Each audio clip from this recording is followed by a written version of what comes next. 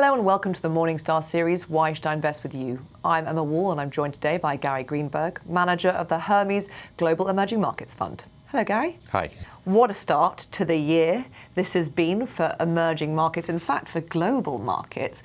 The trigger for a lot of people, and also one of the sort of side effects of all this market noise, and indeed the geopolitical noise, has been that oil, yet again, has fallen further. How concerned are you as a global emerging markets manager by oil now at $30 a barrel? Well, actually, oil at $30 a barrel is a net benefit for emerging markets. There aren't that many of them that are oil exporters. In fact, it brings inflation down, so it benefits, it allows emerging markets that have high levels of interest rates, of which there are still a couple left, to bring them down. So actually, it should be a positive. Having said that, emerging markets generally tend to correlate with commodities. And so they've been following it down, probably for other reasons, but nevertheless, the correlation's there. I know that you're underweight Latin America and Russia, the two regions that perhaps are reliant on the oil price and on commodities.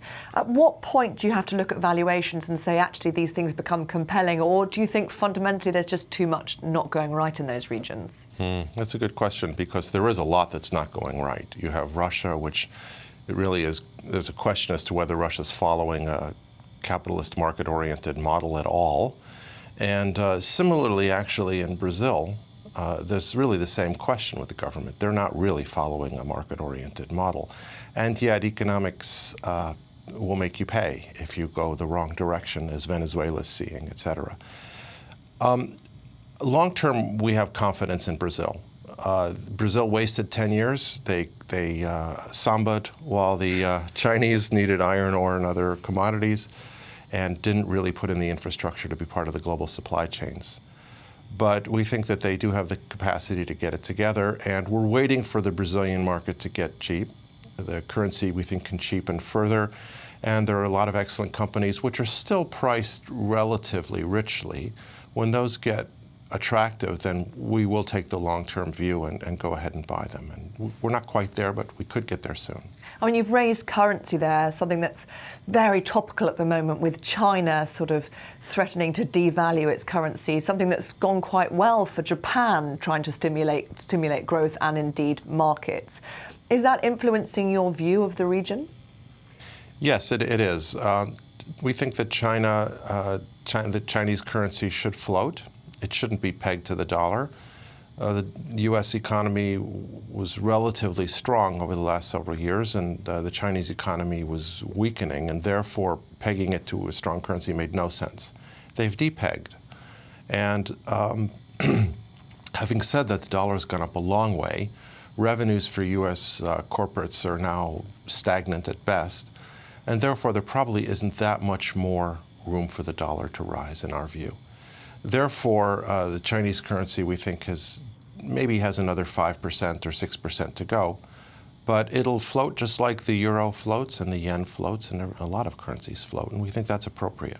And where then are you seeing, what are you getting excited about within your global emerging markets mandate? Is it Asia?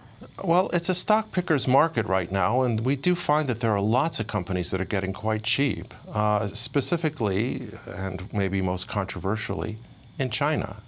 As retail investors in the Chinese A-share market dump their shares, the Chi-Next index has gone from about 130 times earnings to 33. Still too high, but that's a heck of a drop. We're not invested in any of those shares, but we do own shares in the Shenzhen, on the Shenzhen exchange, which, yes, is expensive, but our average share in the A-shares is about 10 times earnings. Dividend yields are very generous. Fundamentals are good. We've got a company that does video camera surveillance with advanced engineering in terms of software algorithms called Hikvision, which is doing very well.